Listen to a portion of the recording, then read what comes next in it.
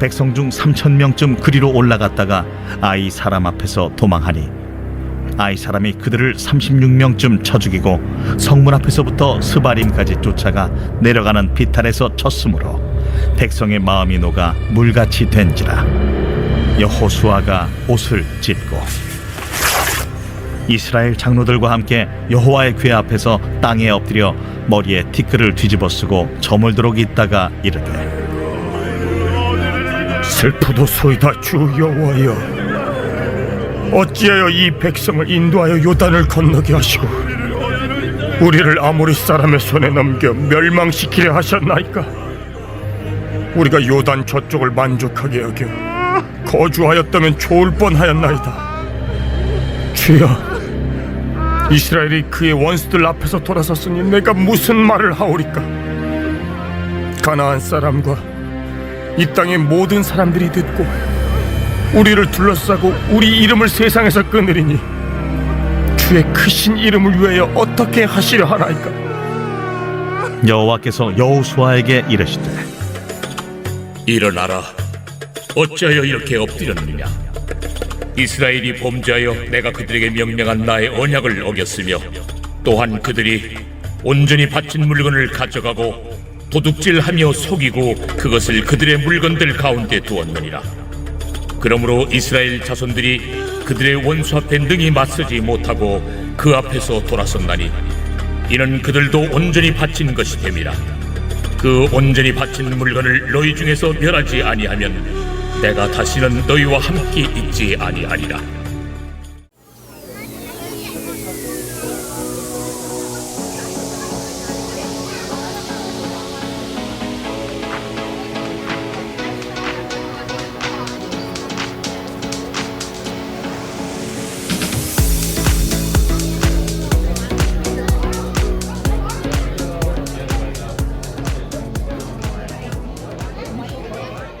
한국 속담 중에 이런 속담 있죠?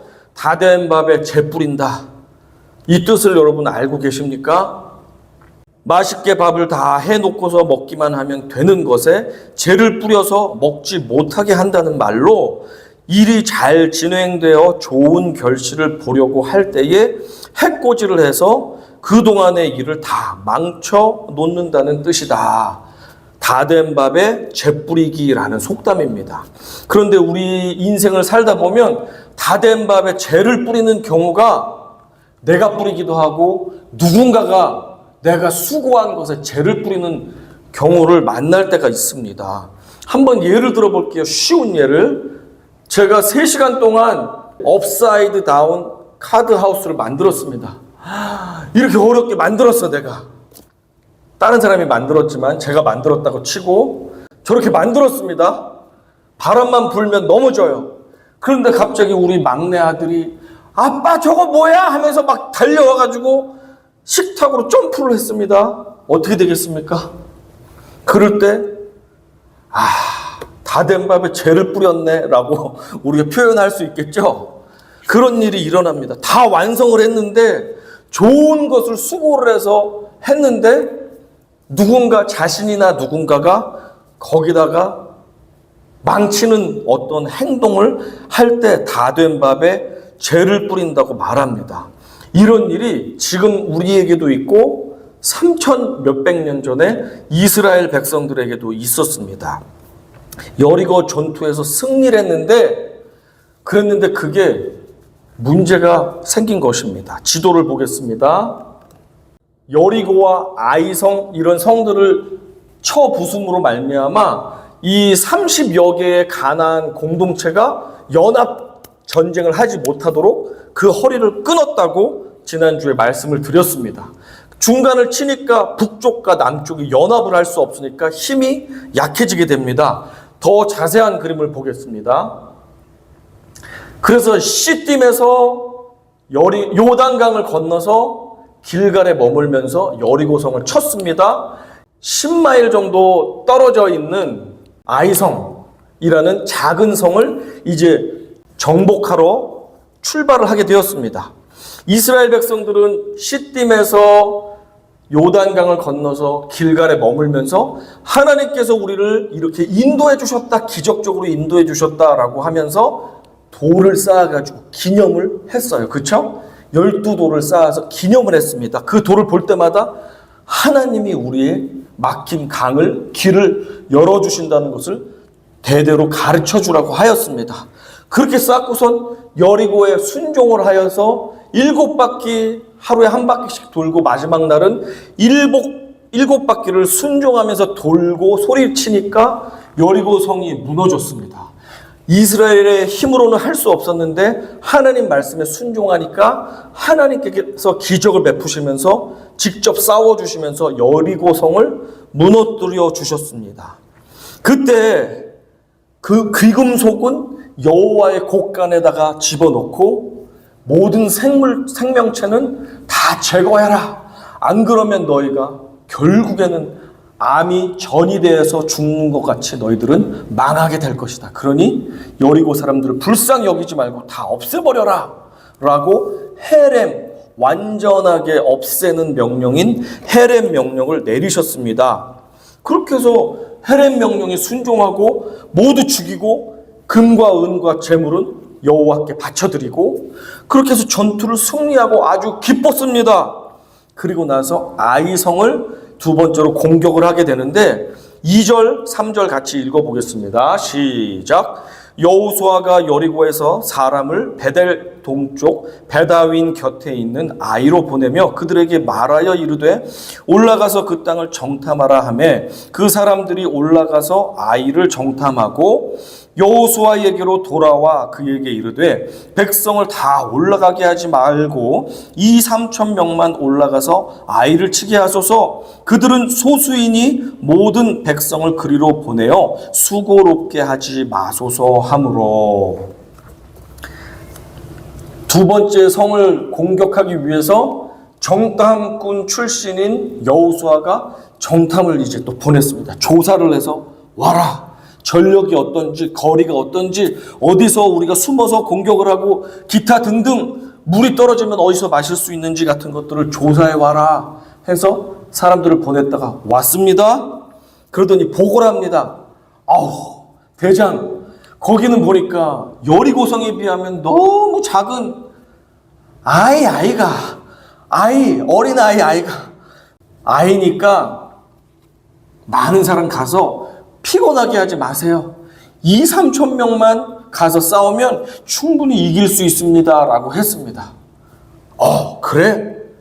2-3천 명이니까 충분하게 3천 명을 보내면 되겠구나 하고 3천 명을 이제 올려보냅니다. 4절과 5절 확인해 보겠습니다. 어떻게 됐는지요? 시작.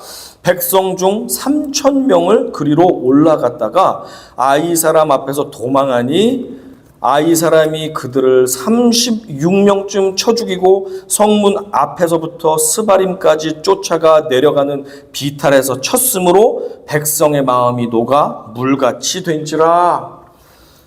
자, 2-3천 명이면 된다 그래서 충분한 숫자, 2천 명보다 많은 3천 명, 넉넉 잡고 3천 명을 군대를 보냈습니다. 자, 이기고 와라 했는데 전투를 막상 해보니까 졌습니다. 그래서 막 3천 명이 도망가는데 그 중에서 적에게 죽은 사람이 36명. 불쌍한 36명이 죽고 나머지는 등을 돌려서 비겁하게 살려고 도망을 왔습니다. 그리고 나니까 그 패잔병들의 모습을 보니까 이스라엘 백성들이 다 마음이 어떻게 됐다고 그래요? 마음이 물과 같이 다 녹아내렸대요.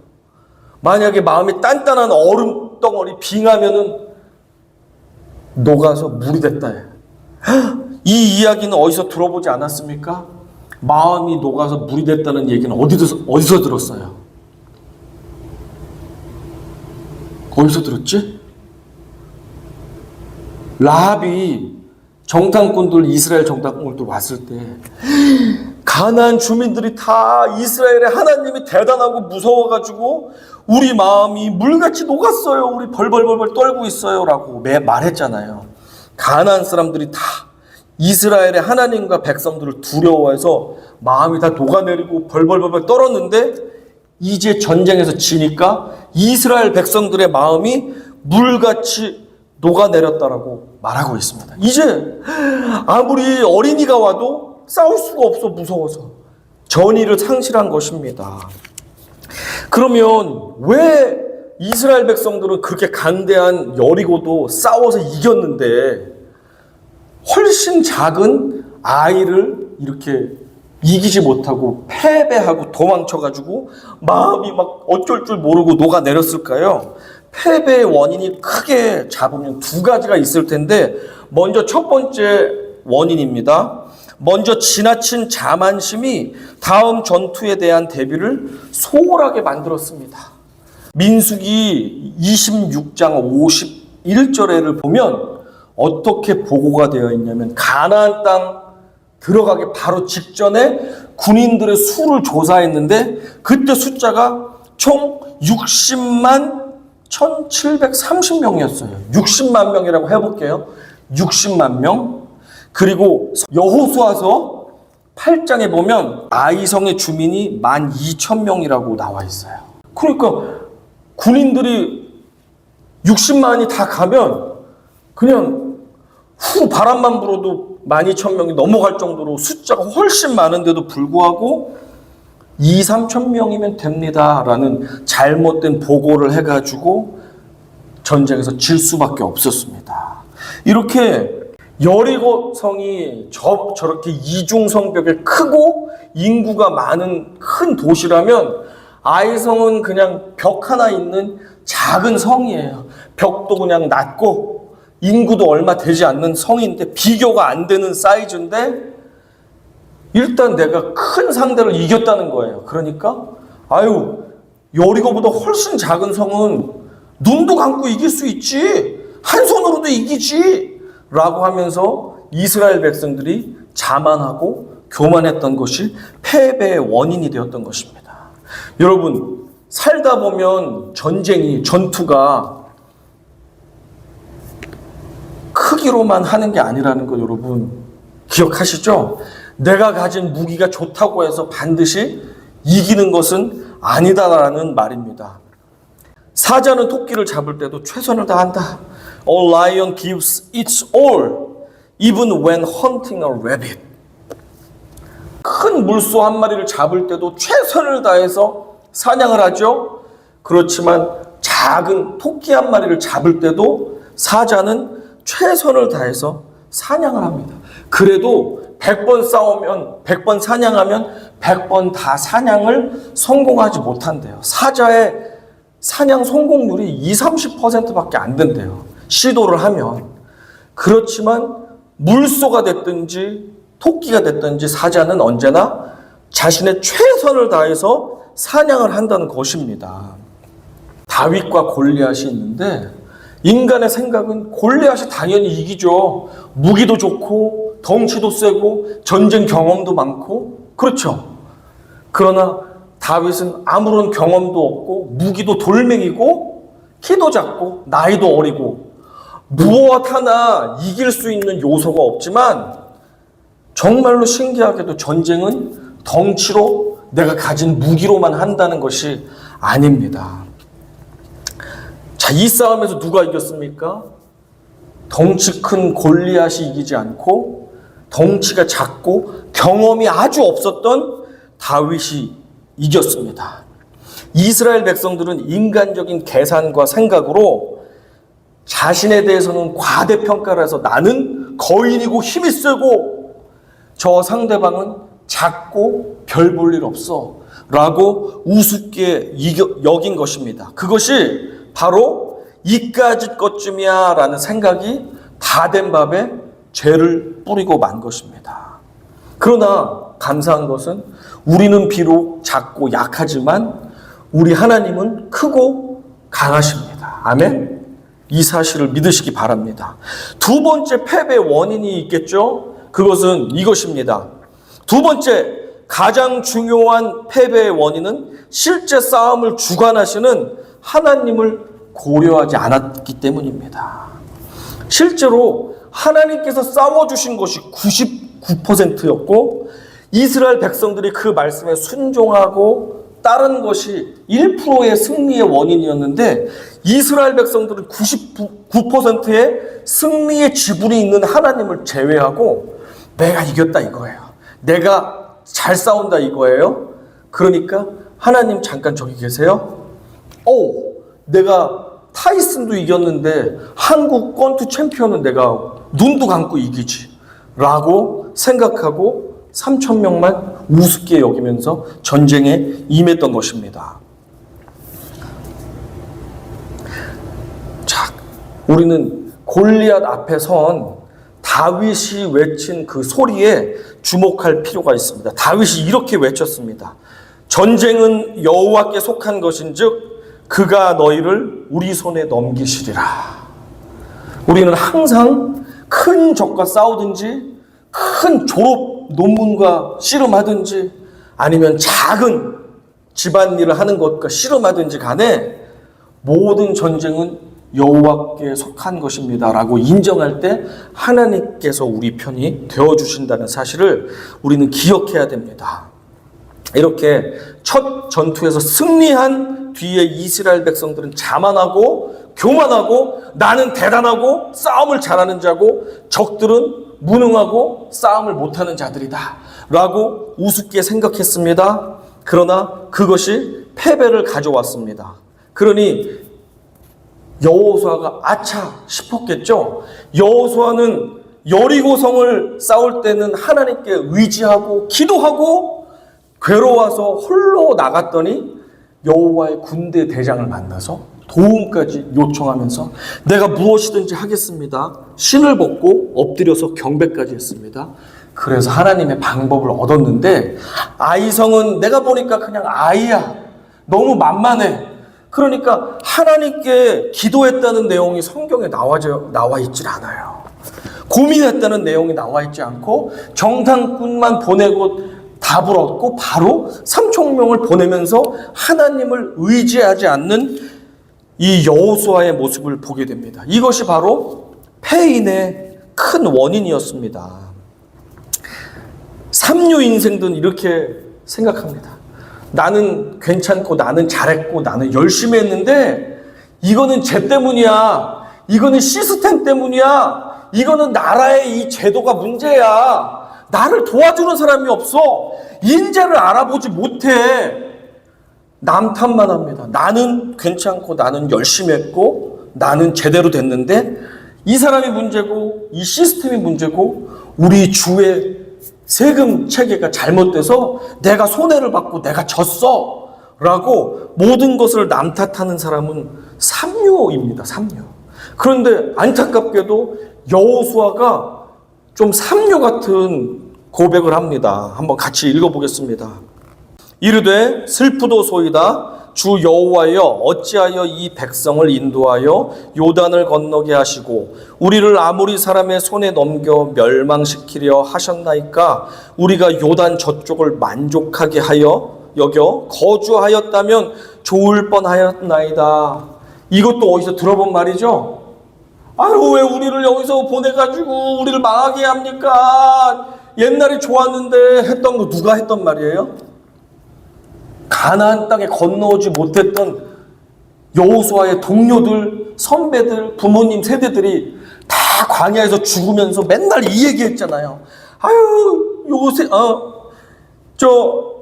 이집트가 좋았는데 아주 총살이할 때 그래도 밥은 꼬박꼬박 먹여줬는데 여기서 물이 없어서 죽네. 고기 먹고 싶은데 아유 왜 우리를 이렇게 데려왔어 여기서 죽게 해 하면서 원망했던 삼류 인생의 사람들이 꼭 이렇게 불평하면서 말했습니다.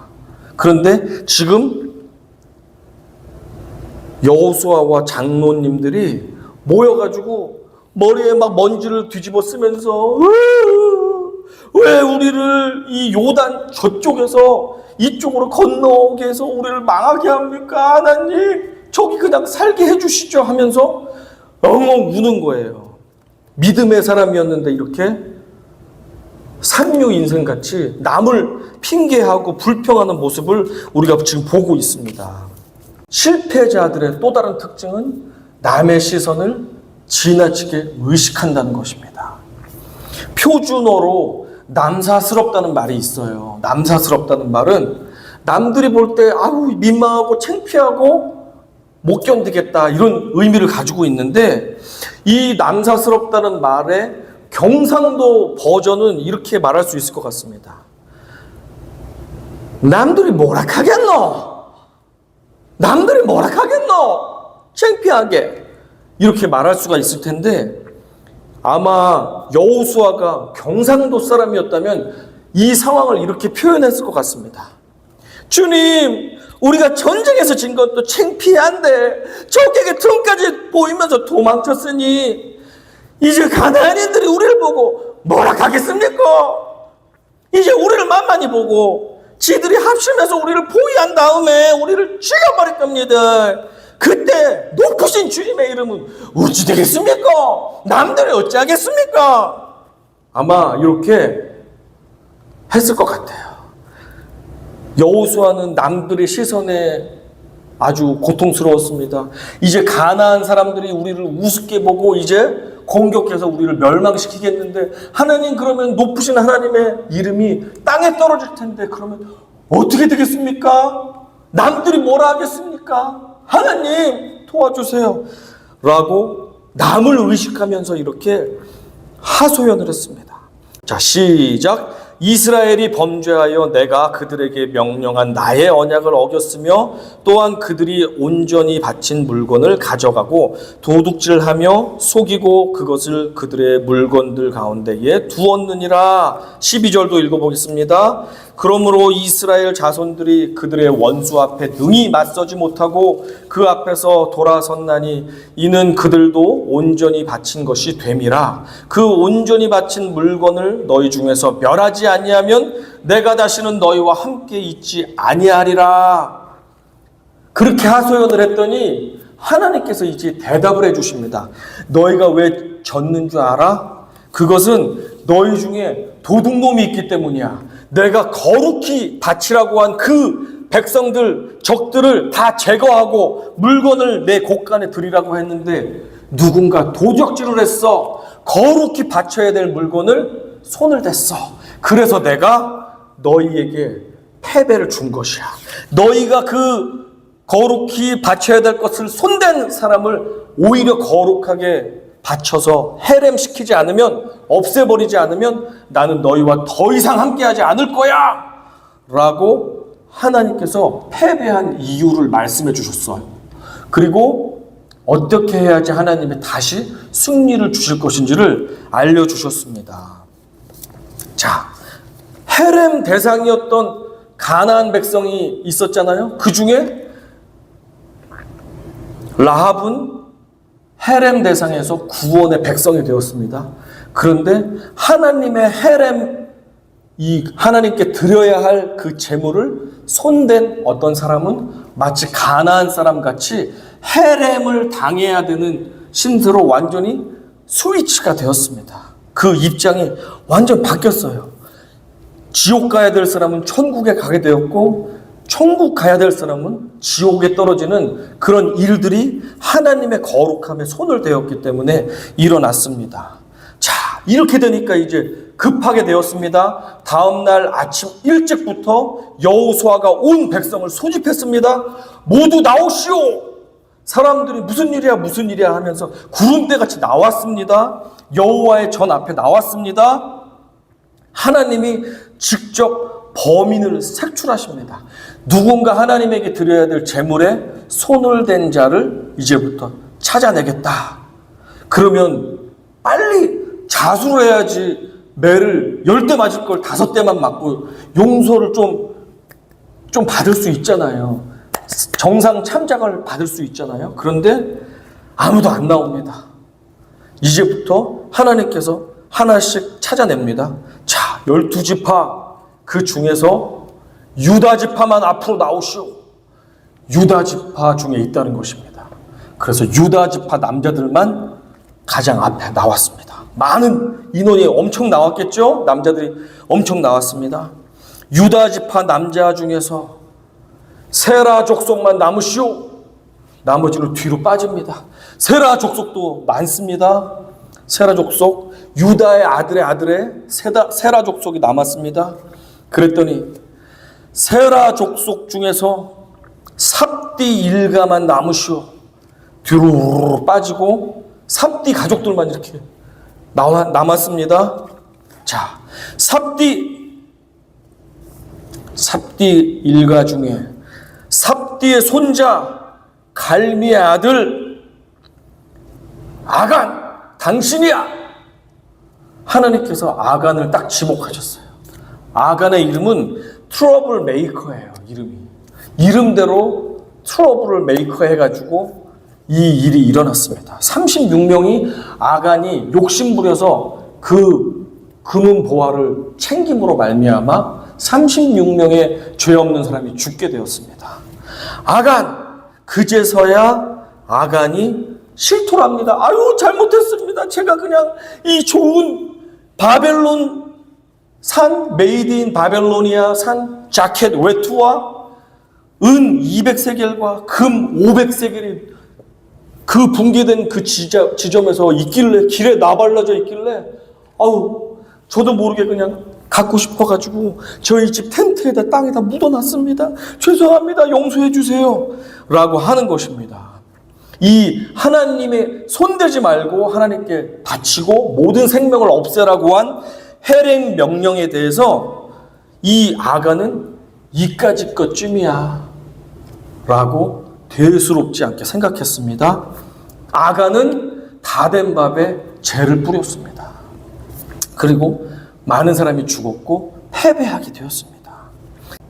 저 왼쪽에 보면 1995년도에 상품백화점 붕괴 사건 때 이때 500여 명이 죽고 900 몇십 명이 다쳤거든요. 건물 전체가 무너져 내렸는데 그때 보니까 금은 보화 막 주얼리 샵도 다 무너진 거잖아요.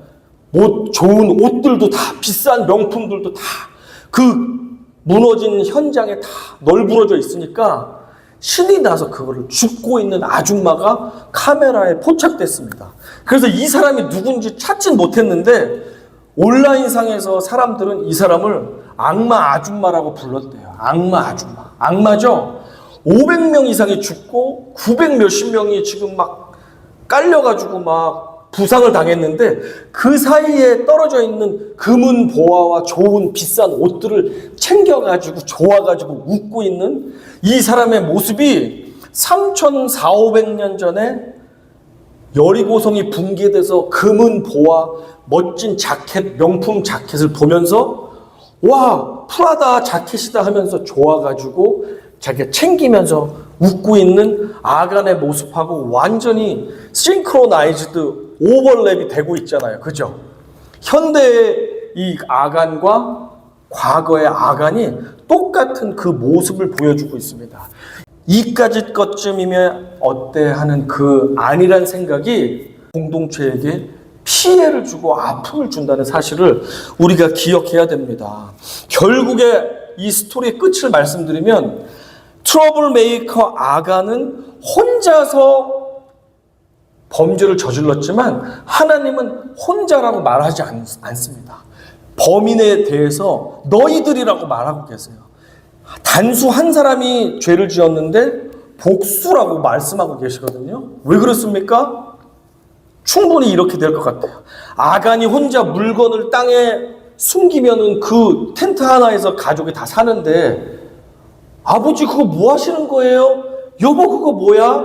알 수 있죠? 그런데 부인과 자녀들이 있다면 그들이 얼른 숨겨 땡 잡았다. 동조했거나 그것을 묵인했다는 거죠. 그러니까 하나님께서 너희 가족들도 공범이다.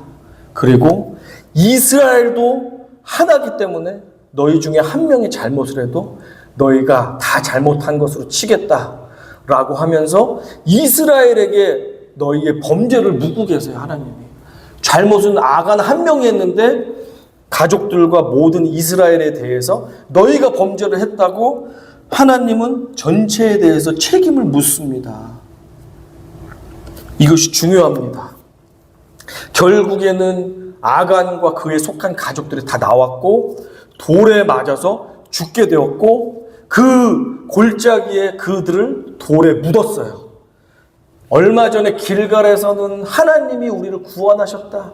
우리에게 약속의 땅을 주신다. 우리와 함께 하신다. 라고 하는 기념탑을 세웠는데 얼마 뒤, 며칠 뒤 아간으로 인해서 하나님의 그 거룩함을 불순종하고 너희가 거룩함을 잃어버리면 너희는 이렇게 멸망한다. 라고 하는 무서운 돌탑이 아골 골짜기라는 이름으로 쌓이게 되었습니다. 아간의 이름은 트러블 메이커고 아골 골짜기의 아골은 트러블 or disaster라는 이름이에요. 트러블이거나 재앙이라는 이름이에요. 결국엔 트러블을 메이크하면 인생이 재앙으로 끝날 수밖에 없다는 것을 아간의 모습은 우리에게 말해줍니다.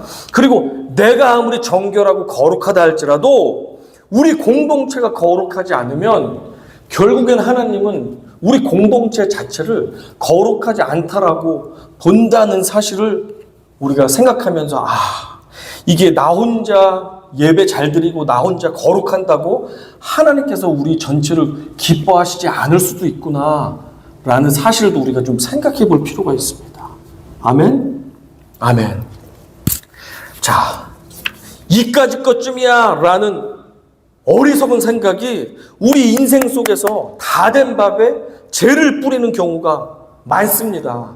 1912년도에 영국에서 뉴욕으로 아주 짧은 시간에 가겠다, 세계 기록을 세우겠다고 하면서 세상에서 가장 크고 빠른 호화 유람선으로 만들어진 배입니다. 1912년 4월에 출발을 했습니다. 영국에서 출발을 했고 신나게 달렸습니다. 그런데 중간에 선장이 여러 차례 빙산이 있으니 속도를 줄이시고 조심해서 가세요 라는 무전을 여러 번 받았습니다.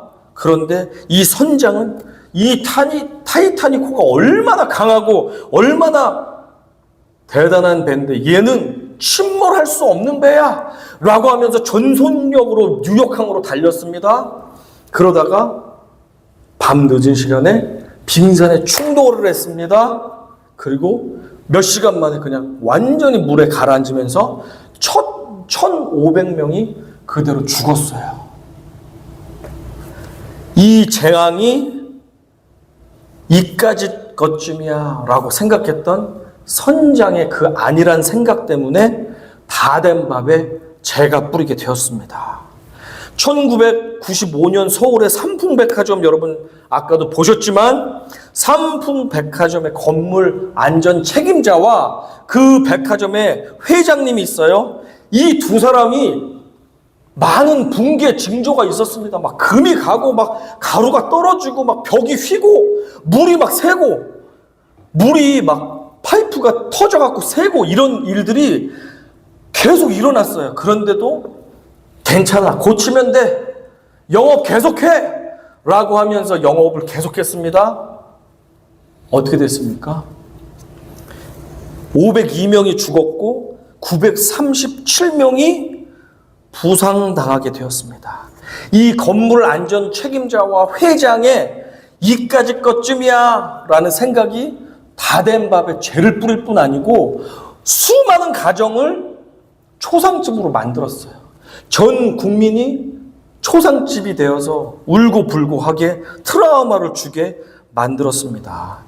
그리고 지난 한 달 전에 7월 달에는 트럼프 전 미국 대통령이 펜실베이니아에서 유세를 했었는데 그곳에 있던 비밀 경호 부대원들이 가까이에 어느 건물 지붕에, 유세장 바로 가까이 어느 지붕에 수상한 남자가 긴 물건을 가지고 엎드리고 있다는 소식을 전해 들었습니다. 비밀 경호 요원들이. 그런데 이 경호 요원들이 에이, 망원경일 거야 라고 생각하면서 이까짓 것쯤이야 라는 생각을 했습니다. 그리고 나가서 어떻게 됐습니까? 그 남자가 총을 여러 발 쐈습니다. 그 중에 트럼프가 스치면서 여기 총상을 가볍지만 당하게 되었고 한 사람의 소방관 사람이 죽게 되었습니다. 인생을 살아오시면서 저와 여러분 모두 중에 때로는 아니란 생각을 가지고 아유, 이까짓 것쯤이야. 이 정도면 충분하지. 라고 하면서 우리가 대하다가 큰 실패나 큰 손해를 겪은 적은 없으십니까? 저는 있는데 여러분 없으세요? 이건 이 정도면 충분하지.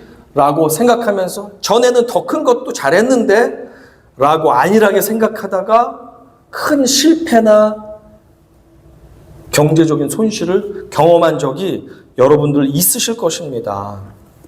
하나님의 사람들은 세상 사람들과 다른 방식으로 승리를 얻습니다. 우리에게 언제나 승리를 주시는 분은 여호와 하나님이시지 내 힘과 지혜와 능력이 아니라는 사실을 우리가 겸손하게 인정하시기 바랍니다. 하나님이 내 편이시고 내가 하나님이 기뻐하시는 거룩한 자녀로 하나님 말씀에 순종한다면, 하나님이 원하신다면 승리는 언제나 우리 것이 될 수 있습니다. 하지만 우리가 하나님을 제외해놓고 지난번에 내가 큰 사람도 이겼는데 너같이 작은 사람 내가 못 이길까? 라고 하면서 내 힘만 가지고 덤벼든다면 우리는 넘어질 수 있습니다. 사자는 토끼 한 마리를 잡을 때도 언제나 최선을 다하고 있습니다. 그렇다면 저와 우리 모두는 지난번에 내가 운이 좋게 하나님께서 도와주셔서 감사하게 여리고라는 거인을 넘어뜨렸지만 이번에는 여리고보다 훨씬 작은 아이니까, 꼬맹이니까 내가 그냥 눈 감고도 이기지 하면서 하나님 필요 없이 내 힘으로 싸우려고 하신다면 하나님께 먼저 우리의 마음을 돌이키시기를 축복합니다. 그럴 때 우리에게 승리가 주어진다는 사실을 기억하시기 바랍니다. 하나님께서 우리에게, 그리스도인에게 이렇게 원하고 계십니다. 무슨 일을 하든지 마음을 다하여 주께 하듯 하고 사람에게 하듯 하지 말라 라고 골로새서 3장 23절에서 우리에게 권면을 하고 계십니다. 다시 읽어볼까요? 시작. 무슨 일을 하든지 마음을 다하여 주께 하듯 하고 사람에게 하듯 하지 말라. 이것이 주님께서 우리에게 원하는 삶의 태도입니다. 예수 그리스도로 생각해 보십시오. 예수님은 전지전능하신 분이심에도 불구하고 우리를 위해서 돌아가시기 위해서 그 십자가에 오르시기까지, 죽기까지 저 십자가 이것쯤이야, 이까짓 것쯤이야 라고 하시지 않았습니다. 내가 이 십자가에 달리기 위해서 최선을 다하겠다. 어떠한 조롱과 침뱉음과 채찍질과 오해와 비난과 욕설이 난무해도 내가 끝까지 내 사랑하는 자녀들을 살리기 위해서 내가 이를 악물고 저 최선을 다해 십자가에 매달리겠다 라고 하면서 그 전능하신 예수 그리스도까지도 십자가에서 죽으시기 위해서 최선을 다하셨습니다. 그리고 우리도 예수를 믿는 사람으로서 큰 일을 상대하든지 작은 일을 대하든지 간에 우리는 예수님의 심정으로 무엇을 하든지 하나님 앞에서 하는 심정으로 최선을 다해서 살아갈 때 하나님께서 그 일 가운데 우리에게 승리가 필요하다면 반드시 우리에게 승리를 주실 것입니다. 때로는 승리하면 교만해질 수 있다면 하나님은 안타깝지만 우리에게 실패를 주실 수도 있습니다. 승리와 패배는 우리 소관이 아니고 우리는 어떠한 일을 하든지 어떠한 상대를 만나든지 하나님 앞에서 최선을 다하는 것, 그것이 주님께서 우리에게 원하신다는 사실을 우리가 믿으시고 어떤 일을 하든지 이까짓 것쯤이야 라고 우습게 생각하지 말고 우리가 주어진 삶의 영역에서 최선을 다함으로 하나님께서 원하시는 그 기쁨의 삶, 열매 맺는 삶을 모두 살아가시기를 주님의 이름으로 축원합니다. 아멘.